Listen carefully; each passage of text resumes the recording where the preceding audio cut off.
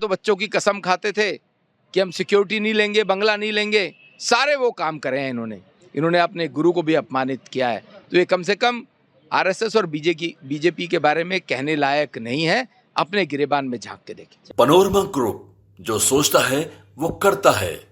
हमारे साथ बातचीत करने के लिए केंद्रीय मंत्री हर्ष मल्होत्रा है। सर, आतिशी मार्लेना आज पदभार ग्रहण कर रही थी। सीएम की कुर्सी के बगल में एक अपनी कुर्सी लगा ली, बोल रही है कि ये सीएम केजरीवाल के लिए कुर्सी है जब 25 में आएगी। अगर इतनी ही बात थी तो सीएम केजरीवाल ने रिज़ाइन क्यों किया?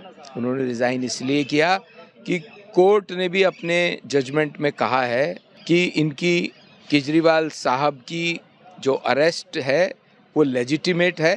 उनको कंडीशनल बेल देते हुए ये कहा कि तुम्हें मुख्यमंत्री के नाते कोई फाइल साइन नहीं करनी, ऑफिस नहीं जाना। और ये बात मुख्यमंत्री अरविंद केजरीवाल को भी उस समय समझ में आई, इसी कारण से उन्होंने रिज़ाइन किया है। जब उन्होंने रिज़ाइन कर दिया और आतिशी मुख्यमंत्री बन गई तो वो अपना काम करें, संवैधानिक पद है। ये फालतू का ड्रामा करने की क्या ज़रूरत है? पिछले 10 वर्षों में केजरीवाल की सरकार ने जनता की सहूलियत के लिए कोई काम नहीं किया है।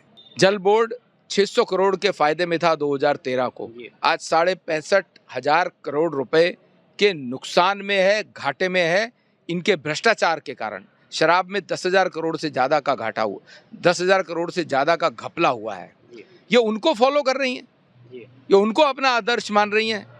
तो इनको मुख्यमंत्री के नाते दिल्ली की जनता के लिए काम करना चाहिए, उन्हें साफ पानी मुहैया कराना चाहिए। 10 लाख लोगों की राशन कार्ड की एप्लीकेशन पेंडिंग है, उसको ओके करना चाहिए। बुजुर्ग लोग इस बात की वेट में हैं कि उनको वृद्धावस्था पेंशन मिले, 8 साल से पेंशन नहीं बनी है, उन लोगों की उनकी पेंशन देनी चाहिए। दिल्ली की जनता को स्वास्थ्य बीमा योजना, प्रधानमंत्री जी की आयुष्मान भारत योजना पूरे भारतवर्ष में सब राज्यों में है, एक वेस्ट बंगाल में और दिल्ली में नहीं है। उसको लागू करें। इन्होंने वायदा किया था 2020 में। दिल्ली की जनता से धोखा करने के बजाय, इस तरह का ड्रामा करने के बजाय दिल्ली की जनता के लिए काम वो भगवान राम के छोटे भाई भरत से तुलना करिए, खराउन लेके बैठ रही है। इनको शर्म आनी चाहिए। जिन लोगों ने, जिन महापुरुषों ने ऐसी मर्यादाएं अपने कर्तृत्व से साबित की हैं, स्थापित की हैं। भगवान राम ने 14 वर्ष का वनवास लिया, अपने पिता की आज्ञा मान करके वो वनवास में गई। अरे केजरीवाल साहब तो जेल में जाने के बाद भी रिजाइन नहीं कर रहे, सत्ता लोलुप लोग हैं। उन्होंने तो सत्ता का त्याग किया था। कम से कम जिन्होंने मर्यादाएं स्थापित की हमारे आराध्य भगवान श्री राम ने, उनके साथ अपने आप को कंपेयर करके मर्यादाओं को अपमानित ना करें। सर, एक आखिरी सवाल। पूर्व डिप्टी सीएम मनीष सिसोदिया कहते हैं कि हम राम लक्ष्मण की जोड़ी है, बीजेपी रावण मैंने बताया आपके माध्यम से कि ये जो भगवान राम द्वारा स्थापित मर्यादाओं को अपमानित ना करें, अपने आप को उनके साथ कंपेयर नहीं करें। 20 महीने जेल में रह के आए हैं भ्रष्टाचार के आरोप में, तो कम से कम अपने आप को भगवान भरत, राम, लक्ष्मण से कंपेयर ना करें। अरविंद केजरीवाल लगातार आरएसएस पे हमला कर रहे हैं, वो बोल रहे हैं कि बीजेपी। ये अपनी गिरेबान में झांक के देखें।